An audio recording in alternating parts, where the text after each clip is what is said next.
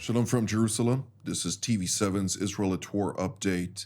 And as we're set to deliberate the latest developments here in Israel, throughout the Middle East and beyond, it's always important to remember, particularly now when tensions are running high, particularly between Iran, Israel, the West versus the East, how the war in this region began. 314 days ago, on October 7th of 2023, the Islamist Hamas and its terror affiliates in the Gaza Strip launched an onslaught on southern Israel, declaring war by perpetrating a massacre, murdering some 1,200 mostly civilians, wounding over 4,800 others, and kidnapping 246 individuals, including elderly, men, women, children, and infants. 115 of them remain in Hamas captivity to date. The subsequent day, on October 8th of last year, Iran practically joined the war by greenlighting its proxy in Lebanon, Hezbollah, to launch cross-border attacks against Israel. Since then, thousands of projectiles have been fired from Lebanon towards Israel, joined also by other Iranian proxies from Yemen, Iraq, Syria, including from Iran proper, on the 13th and 14th of April, when the Islamic Republic launched a very large-scale attack against Israel, an attack that may yet reoccur. To deliberate just that, let's now turn to our TV7 editor-at-large, Mr. Amir Oren. Amir, what can you update us with on the latest, particularly at a time when we hear White House National Security Advisor, or U.S. National Security Advisor, Jake Sullivan, come out and say the Iranians have not altered their plan and they're still intent on striking Israel? So as we are speaking, this is August the 15th, the Ides of August, and delegations from 4 parties are meeting in Doha, Qatar.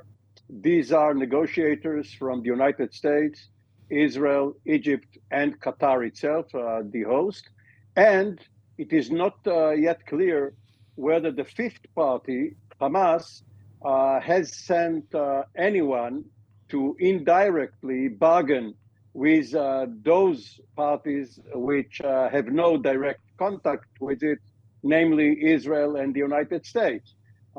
Egypt and Qatar, of course, are speaking with Hamas, but whoever Hamas sent as an emissary must get approval from Yahya Sinwar, who is now both the military and political leader of Hamas. And they are supposed to negotiate the terms for implementing the framework for a ceasefire and hostage release deal, which was already unveiled by President Biden and approved by the Israeli cabinet several weeks ago.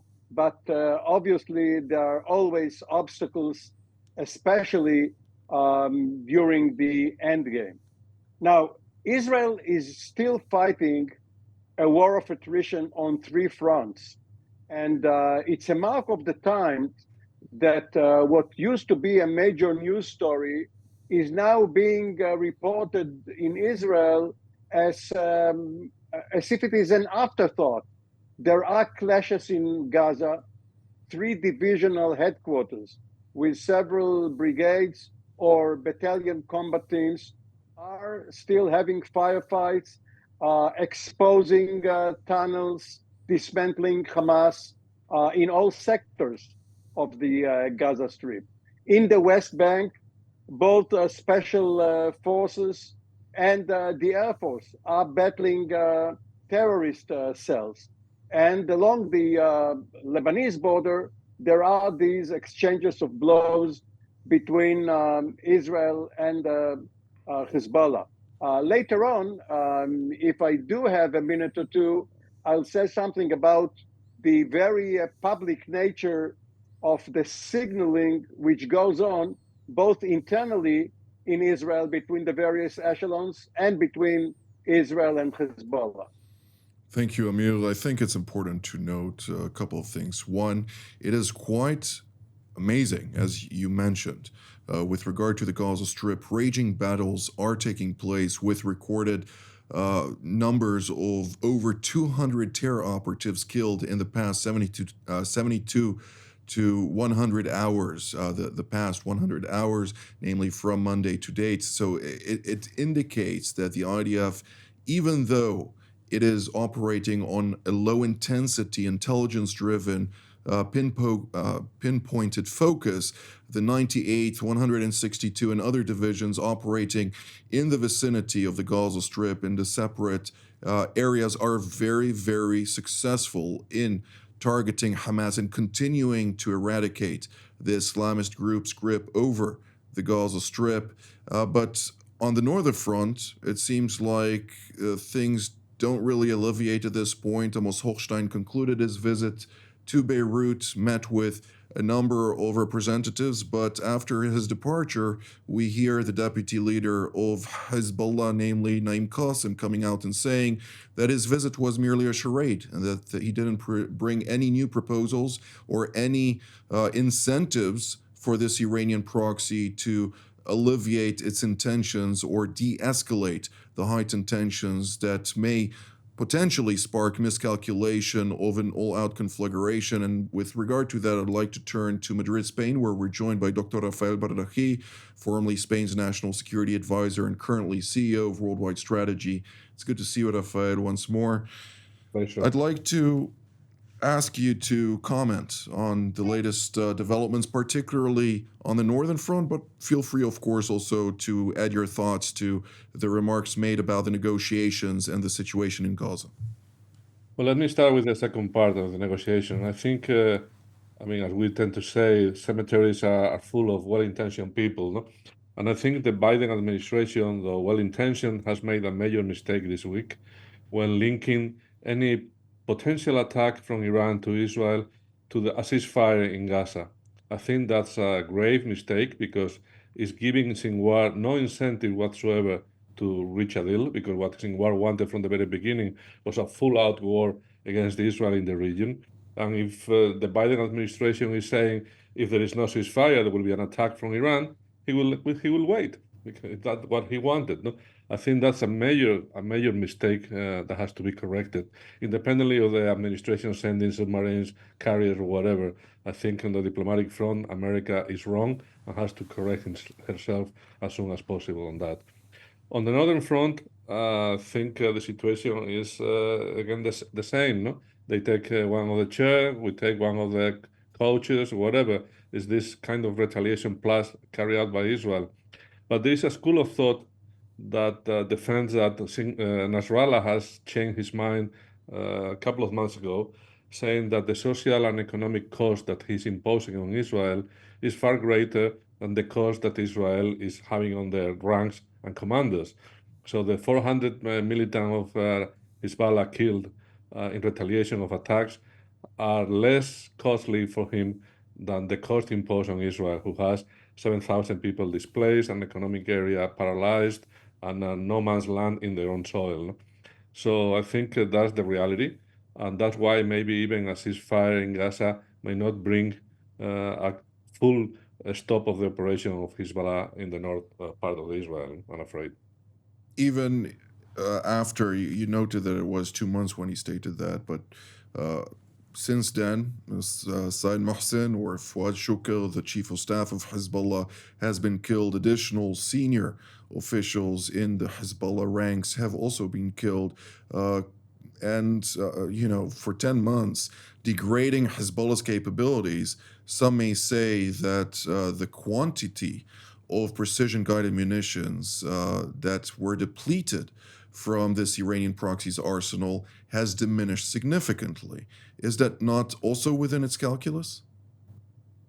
Well, I don't have the exact figures of long-range precision-guided munition that has been destroyed. I assume some of them, but we still have thousands left. No? I think it's a matter of seeing the strategic situation in a different philosophy and different eyes and different ways. And up to now, instead of being the south of Lebanon, a no man's land is Israel, northern part, and they don't have the ability to invade Israel easily with Red One forces because they have been moved back a little, but it's a war of attrition, and attrition of what? And that's the cost that is imposing on Israel. So I think we need to take that into the equation as well, no? Absolutely. Considerations based on tactical and operational achievements are one thing.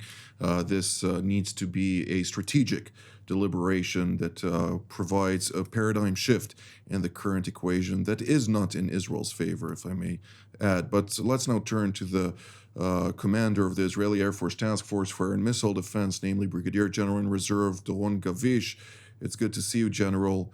I'd like to ask you particularly also on the Lebanese front. We see the French Foreign Minister Séjourné visiting right now Beirut, meeting up with his acting counterpart as well as the caretaker prime ministers and others in push by Paris to try and de-escalate the situation, which has a known historic stake in that country. As the former IDF attaché to France and other sections within Europe, what can you provide us in the sense of insight from the French approach at this moment in time? Do you expect there to be some sway still over Hezbollah in that context? Well, we have to remember that France have a history with Lebanon. They see the special relations which are going back from the Sykes-Picot agreement, basically. And there is a lot of, I would say, relations that were going through the years. Unfortunately, it is not as it was in the past, but we have to remember that in the past tens of years ago, not too many of them, there was a very large Christian Arabic community in Lebanon, very tied to the French spirit, to the French culture. A lot of them still today, some of them are speaking very good French. So it was embedded into, of course, Lebanese, I would say, way of living in a way.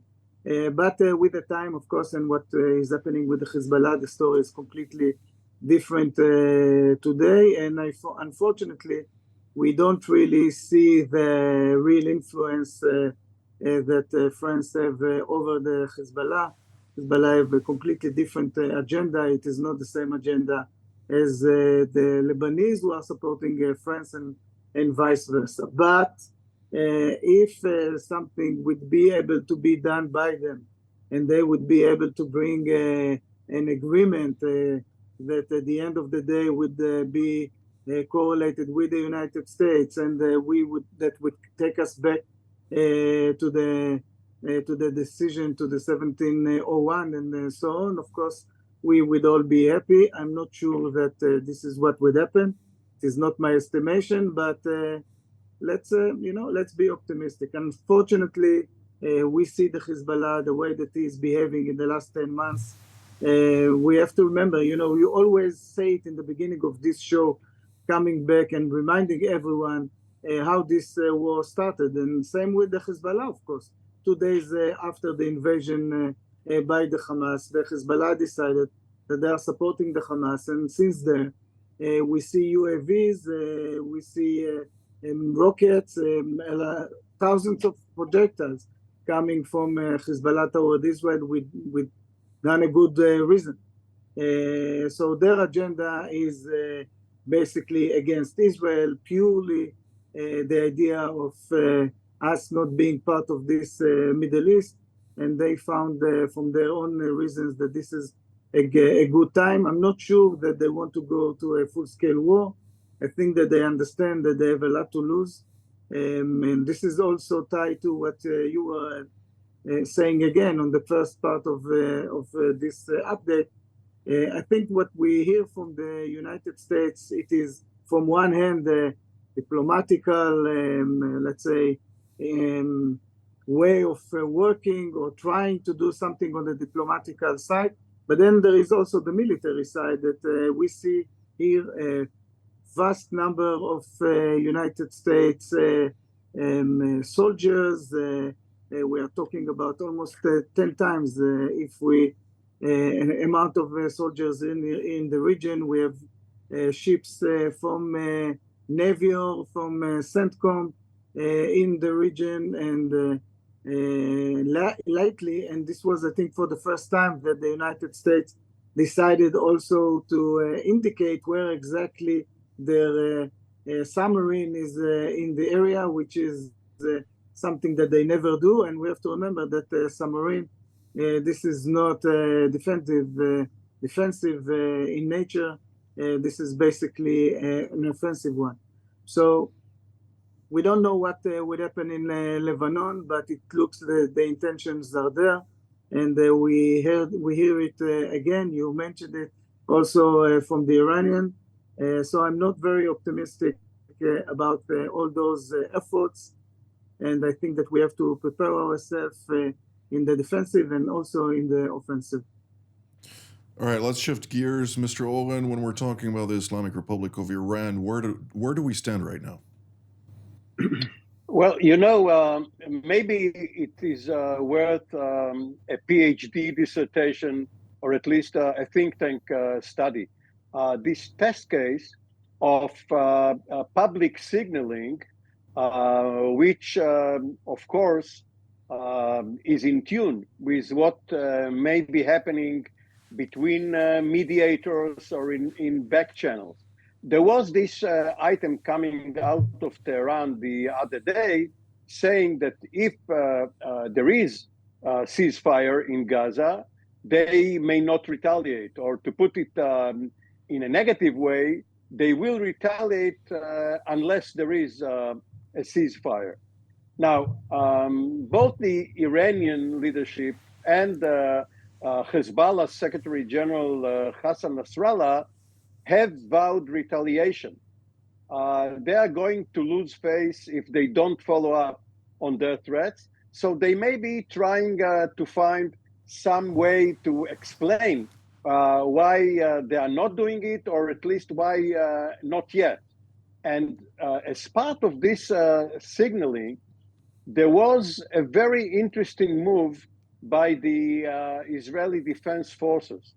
The Chief of General Staff of the IDF, Lieutenant General Herzi Halevi, accompanied by senior Northern Command and military intelligence officers, publicly visited a military intelligence base in the Northern Command. And in the communique he published following this visit, he said it was here in this base that the assassination of Said Mohsen was conceived and executed. And he used this name, Said Mohsen, rather than Fuad Shukr, because this is the name that Nasrallah has been using. What he was trying to do was direct attention by Hezbollah to this particular base and tell Hezbollah, listen, if you have got to retaliate, don't do it against a population center. We are the military. We will absorb your blow, but don't hit civilians, because if there are civilian casualties, we will have to retaliate once more, and we will escalate towards a full-scale war, which neither of us want. Up to now, we have not seen any response by Hezbollah. It will be interesting to see whether this signal was received on the other side, and whether they will direct their fire towards a military target. There was also the commanding officer of the Air Force base in the north, Ramat David, who for some reason was authorized a radio interview in which he said, I would rather have my own airbase being struck than a civilian target. The same message. Wasn't it Yoav Gallant, though, Israeli Defense Minister Yoav Gallant, who made that comment as well? Or I thought you said Chief of General Staff Herzi Halevi. Well, Gallant, the Minister of Defense, visited the same base 2 days earlier. He wasn't that explicit, but yes, the very visit by a defense minister, not only saying he has visited various facilities in the Northern Command, but saying specifically he visited an intelligence base in the north. This seems intended to draw Hezbollah's attention, and Indeed. without being very explicit about it, telling them, listen, if you must shoot, shoot, but shoot the military, not civilians. From what I read the transcript, so from both parties, both have said that. So the IDF Chief of General Staff actually echoed the defense minister. Semantics, not really important. The point is that Tel Aviv and Jerusalem are aligned on this matter vis-a-vis Lebanon. But nonetheless, we don't have very much time left, and I'd like to hear also Dr. Barrahi's position on this, and also if we bring into context the Islamic Republic of Iran. What we hear coming out from there, it seems that on the one hand, they seem committed to attacking. On the second hand, they are terrified of the consequences that may also bring about the end of the regime. Yes, indeed, that's true. And that may explain why they are taking so long to take a decision on whether to retaliate or not yet. But as has been pointed out before, they vow to retaliate against Israel, and they will do it. So all the narrative today that Iran is deterred, I have to qualify that, is deterred by the time being.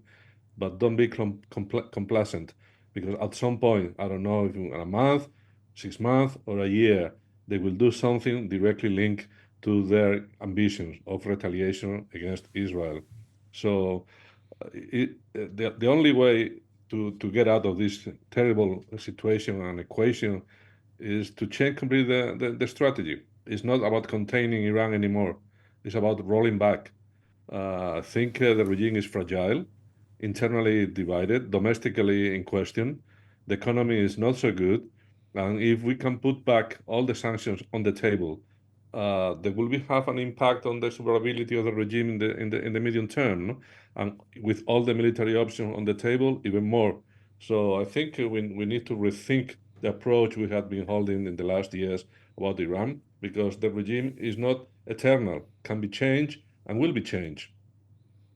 It's a matter of time, of course. General Gavish, last time around, the strike that occurred on the facility, the RGC Quds Force facility, just adjacent to the Iranian embassy in Damascus, that killed a senior officer of the Islamic Revolutionary Guards Corps, and brought about the reasoning, at least from Tehran's perspective, for its direct attack against Israel on the night between April 13th and 14th, occurred exactly 2 weeks after the attack, meaning upcoming Saturday would be that 2 weeks. Nevertheless, the Iranian government is set to assume its role. The ministers there are supposed to assume the various offices that are standing vacant and awaiting their arrival, including the president-elect.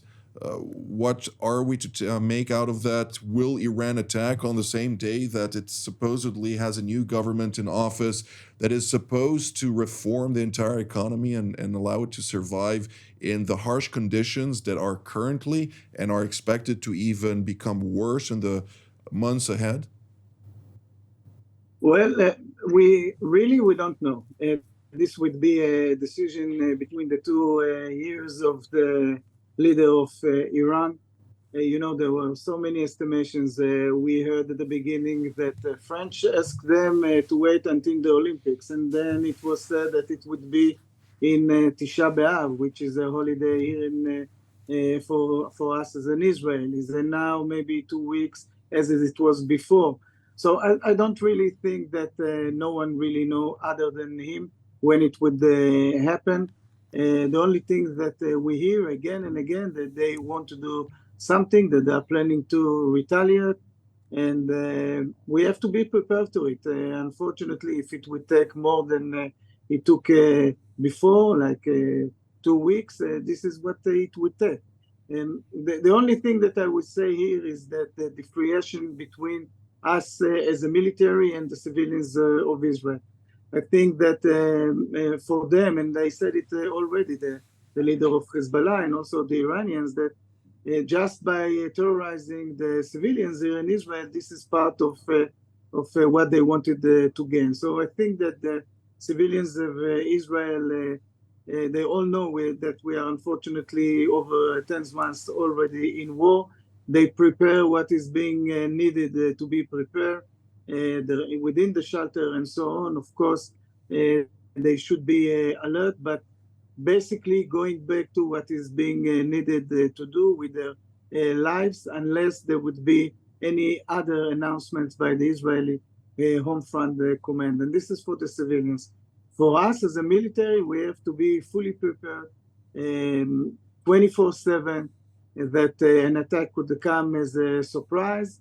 And of course, if we would have the intelligence as we would like to, it won't be a super surprise, but when you are in the defense, you always plan to be surprised and to answer to the threat in this manner.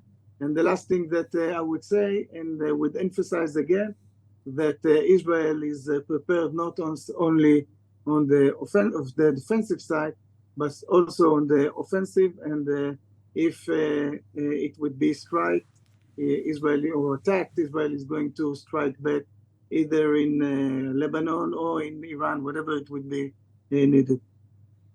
Indeed, this is a resounding statement, of course, to keep Iran in check. They are going to be struck if they're going to attack, something that I doubt, depending, of course, on the severity of the strike, whether or not they'll be able to withstand it. But nonetheless, this is all the time that we have for today. I'd like to take this opportunity, of course, to thank General Gavish, Dr. Rafael Barahi, and Mr. Oren for all of your insights. And I'd like to thank all of you at home as well. Until our next edition, from here in Jerusalem, Shalom.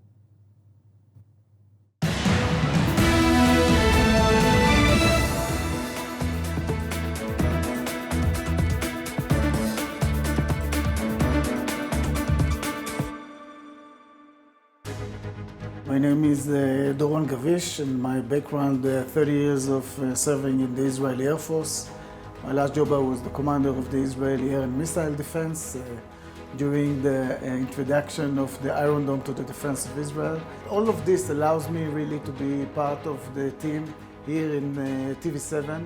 It is super important to have such a platform. We talk about the global situation, we talk about Israel and those different angles which are relevant to the discussion.